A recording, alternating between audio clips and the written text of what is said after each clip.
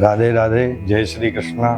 मैं विष्णुकांत शास्त्री आपके लिए एक बहुत ही ज्ञानप्रद वीडियो लेकर आया हूँ, जिसमें भगवान से कभी मांगना नहीं चाहिए। ऐसा संतों का भाव है, क्योंकि देखो हम जिससे मांग रहे हैं, मांगा उससे जाता है जिसे ये पता नहीं हो कि हमें क्या चाहिए। वो भगवान है, सर्वस्व गति ईश्वरा, जिसकी सर्वत्र गति है वही ईश्वर है। तो इसलिए उसको सब विदित है हमें क्या चाहिए क्या नहीं चाहिए।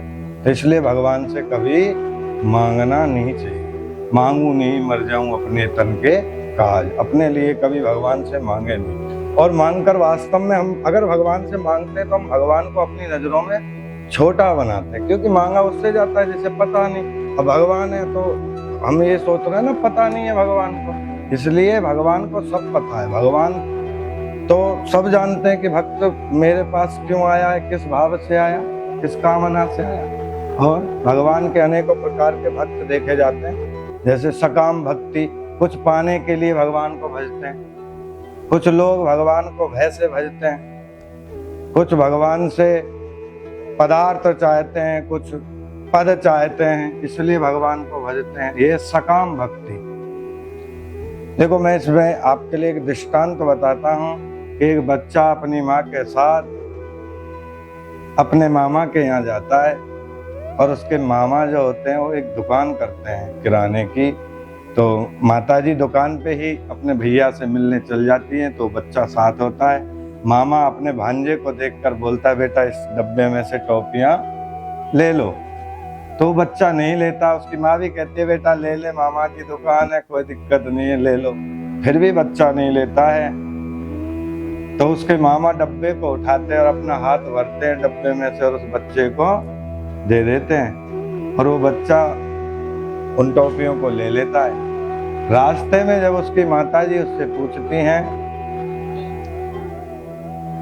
कि बेटा जब हम कह रहे थे, आपके मामा जी कह रहे थे कि ले लो, तो आपने क्यों नहीं लिया? तो बच्चा कहता है, माँ मैं अगर लेता तो कितना ले पाता, क्योंकि मेरा हाथ कितना छोटा है, और मामा ने दिया तो कितना भर के दिया। इसी तरह भगवान अगर देंगे तो वो पता नहीं क्या क्या दे देंगे, और हम मांगेंगे तो क्या मांग सकते हैं, क्योंकि हमारी बुद्धि कलयुग की कलुषित बुद्धि है। पदार्थ मांगेगी, जगत के संसाधन मांग लेगी, बस कलयुगी वस्तुएं मांग सकती है, क्योंकि वो यहीं तक सीमित है। और भगवान देंगे तो इतना और अनंत दे देंगे, जहाँ तक हमारी कल्पना भी नहीं जाती है, जहाँ तक हमारी वृत्ति भी नहीं जाती है, क्योंकि देने वाले तो ईश्वर हैं। तो देखो एक बार कुंती मैया को भगवान के कृष्ण के सामने भगवान से कहने लगी, हे कृष्ण तुम साधारण नहीं हो, तुम तो भगवान हो। तो भगवान कहते हैं, नहीं नहीं बुआ, मैं कोई भगवान नहीं हूँ, मैं तो तेरे भैया वासुदेव का लड़का हूँ, मैं कोई भगवान थोड़ी हूँ। कुंती कहती है, नहीं कृष्ण, मैंने जहां भी दुख संकट की घड़ी आई, मेरे बच्चों पर आई, लक्ष्य गृह में जलाया गया, नाना प्रकार के कष्ट हमारे जीवन में, आप हमारी पुत्र वधू का भरी सभा में चीरहरण हो रहा था, ऐसे ऐसे विकट संकट हमारे परिवारों पर आए, और हम उन्हें गाय के खुर के गड्ढे के समान पार कर गए। हमें कोई इतना परिश्रम ही नहीं हुआ, वो सब आपकी कृपा से। तो आप साधारण नहीं हो, आप भगवान। तो भगवान कहते हैं, चल बुआ तूने मुझे भगवान मान लिया तो ठीक, अब तू कुछ मांग भी ले, क्योंकि जब तुझे लगता है कि मैं भगवान हूँ, ईश्वर हूँ, सब कुछ दे सकता हूँ, सब कुछ कर सकता हूँ, तो तू कुछ मांग ले, जो भी तेरा मन हो। तो कुंती मैया भगवान से कहती है, भगवान तुम मुझे दुख दीजिए। भगवान कृष्ण कहते हैं, मैया बुआ तू क्या मांगती है, तेरा दुखों से पेट नहीं भरा? पूरे जीवन में कितने संकट, देखो कुंती मैया के जीवन पर प्रकाश डाले। ये कुंती मैया वासुदेव की बहन थी, सूरसेन की बेटी थी। वहां से कुंती भोज राजा गोद ले गए, इसलिए इनका एक दूसरा वहां इनका नाम था प्रथा। और वहां से जब आई तो इनका नाम हो गया कुंती, क्योंकि कुंती भोज के यहाँ इनकी परवरिश हुई। और वहीं दुर्वासा जी माला दे गए, उस माला के प्रभाव से कर्ण आदि कर्ण का जन्म हुआ। उसके बाद पांडव हस्तिनापुर में विवाह हो गया पांडु के साथ, वो भी रोग से ग्रसित पति मिले, 5 वो भी भरी जवानी में चले। 5 बेटे, परिवार में विशेष कलह, एक दूसरे के खून के प्यासे, सुई की नोक की बराबर भी वो देना नहीं चाहते थे। इतना बड़ा कष्टमय जीवन माँ कुंती का, उसके बेटों पर हर समय अज्ञातवास आदि बिताए, कितने कष्ट उन्होंने जंगलों में समय निकाला। तो भगवान कहते मैया तेरा इतने दुखों से पेट नहीं भरा? तो कुंती कहती है क्या कि सुख के माथे सिल पर है जो प्रभु हृदय सो जाए, बलहारी वा दुखरी जो पल पल नाम जपा। वास्तव में दुख में ही ईश्वर का सुमरण होता है, उस परमात्मा का, उस असली मालिक का जो चिंतन है वो प्राणी पे जब विकट समय आता है तभी उसका चिंतन बनता है, उसी के पास लौटता है। नहीं तो सुख में वो भूल जाता है ना, जगत में उलझ जाता है। जब दर्द दुख कोई संकट उसके जीवन में आता है तब उसको विदित होता है, तब उसको परमात्मा की याद आती है। तो ऐसे ही अगर सुख में दुख में सुमरण सब करें, वो वहां कहा ना, दुख में सुमरण सब करें सुख में करे न कोई, और जो सुख में सुमरण करे तो दुख काहे को। अगर सुख में ही वो ज्यादा नहीं थोड़ा भी ईश्वर का ध्यान कर ले, सत्कर्म कर ले, अच्छे कर्म कर ले, वो पहचान ले ईश्वर की कि तुझे जो पात्र बना के भगवान दे रहे हैं वो सदकर्म करने के लिए दे रहे हैं, अच्छा कर्म करके।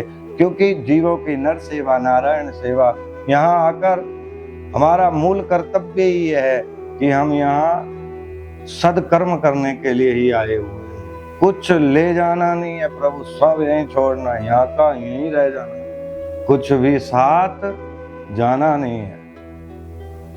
तो यहाँ से सिर्फ कर्म प्रारब्ध हमारे साथ जाता है, और उस प्रारब्ध से ही आगे का हमारा यात्रा प्रारंभ होती है। अब वो जो भी ईश्वर की गति जैसी भी। तो इसलिए यहाँ आकर आए थे हरि भजन को, ओटन लगे कपास। आए थे सब यहाँ परमात्मा के भजन को। नानक साहब जी कहते हैं ना, एक नूर से सब जग उपजा। ये सारा जगत एक सृष्टि, एक परमात्मा से उपजा है। हम सब उस ईश्वर की औलादें हैं और अच्छे कर्म करने के लिए आए। आज आप देख रहे हो मनुष्यता विलीन होती जा रही है, लोग अमानवीय व्यवहार करने लगे। इसी का नाम कलयुग हो गया। अभी कलयुग प्रारंभ हुआ है। कलयुग को मात्र 5,500 वर्ष प्रारंभ हुए बीते हैं। इससे पहले भगवान कृष्ण इस पृथ्वी पे उपस्थित थे। तो इतने कम समय में कितना परिवर्तन हो गया है। और अभी तो आगे बड़ा विकट युग आने वाला है। परंतु कलयुग का बड़ा प्रभाव भी शास्त्रों ने गाया है, क्योंकि कलयुग जैसे युग में अल्प अवधि होगी, जीव के पास अल्प समय होगा अन्य युगों की अपेक्षा। सतयुग में प्राणी लाखों वर्ष, त्रेता में 10,000 वर्ष, द्वापर में हजारों वर्ष जीता था, वो कलयुग में मात्र 100 वर्ष की रह जाएगी। 100 वर्ष भी कोई जी पाएगा जो योग आदि से अपने शरीर को, अपनी इंद्रियों को मेंटेन रखेगा, भगवान का, परमात्मा का भजन करके सात्विक जीवन जिएगा, वैदिक दिनचर्या को अपनाएगा, वही 100 वर्ष तक पहुंचेगा। नहीं तो उससे पहले ही जर्जर अवस्था घेर ले, नाना प्रकार के रोग उपस्थित हो जाएंगे। तो इन सब कलयुग में इस अल्प समय में परमात्मा को प्राप्त कर ले, अर्थात सदकर्म करके, ऐसा कर्म करके उस ईश्वर की भक्ति प्राप्त कर ले, तो उसका बेड़ा पार हो जाए। क्योंकि कलयुग में जो अन्य युगों में बड़े बड़े यज्ञ करके, बड़ी बड़ी तपस्याएं करके, बड़े बड़े योग करके जो प्राणी प्राप्त करता था, वो कलयुग में मात्र परमात्मा का नाम लेने से, जीवों पर दया करने से, क्योंकि कलयुग में दया ही मूल धर्म होता है, दया ही धर्म का मूल है। ऐसा संत लोग कहते हैं कि दया बिन संत कसाई, जिसके अंदर दया नहीं, तो दया ही धर्म का मूल है, जड़ है। जिसके अंदर दया है मानो उसके अंदर धर्म भी जिंदा है, उसके अंदर धर्म व्यवस्थित है, इसीलिए दया है, नहीं तो दया खत्म हो जाएगी महाराज। तो दयावान प्राणी में समझो परमात्मा का निवास है, धर्म का निवास है। बोलिए वृंदावन बिहारी लाल की, सदगुरुदेव भगवान की जय। तो कलि करम न भक्ति विवेकु, राम नाम अलंबन एकु। कलयुग में सिर्फ राम के नाम से ही प्राणी तर सकेगा। और कलयुग में एक विशेष छूट प्राणी को दी है, वो मैं आपको बताता हूँ। रामचरितमानस में बाबा तुलसीदास लिखते हैं कि कलयुग में एक विशेष प्रभाव होगा। क्या?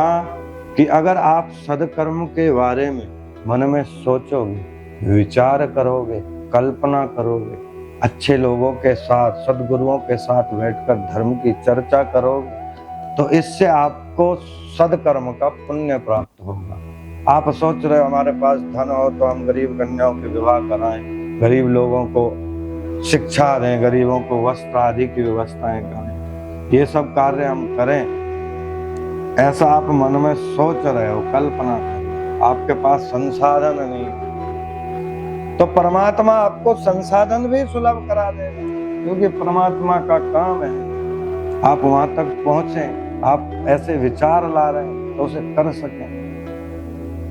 तो परमात्मा योग्यता इसीलिए देता है, अच्छे कर्म हम करके, सदकर्म करके, परमात्मा की भक्ति करके इस जीवन को सार्थक कर दें। क्योंकि यहाँ कितने आए और कितने चले गए, ये दुनिया सबको भूल जाती है। तो हमें अगर इस जगत में आने का कुछ कृत्य ऐसे करके जाएं कि हम रहें ना रहें, ये दुनिया रहेगी, दासता अपनी दुनिया कहेगी, नाम रह जाएगा रोशनी का। क्या भरोसा है इस जिंदगी का, साथ देती नहीं है किसी का। तो इस जिंदगी में हम ऐसे कुछ कर चलें कि लोग हमें याद करें, बाद में हम तो ना रहें पर हमारे किए हुए कृत्य यहाँ उपस्थित रहें, हमारे कर्म यहाँ लोग उनसे कुछ प्राप्त करें, शिक्षा प्राप्त करें, कुछ सेवा प्राप्त करें, हम ऐसे कुछ विशेष उपक्रम करके जाएं। यही यहाँ आने का हमारी जीवन की सार्थकता है। और भगवान से यही हमें मांगना चाहिए कि भगवान हमें ऐसे मार्ग का पथिक बनाए जो हम संपूर्ण जगत के काम आए और जीव मात्र की सेवा करें। बोलिए वृंदावन बिहारी लाल की, राधा रानी बल सरकार की, राधे राधे। ऐसे ही और वीडियो देखने के लिए हमारे इस चैनल को सब्सक्राइब करें, लाइक करें, शेयर करें और अपने इष्ट मित्रों में इन सब वीडियो को शेयर करें, जिससे धर्म का प्रचार प्रसार और सबको धर्म के विषय में थोड़ा ज्ञान हो। बोलो राधे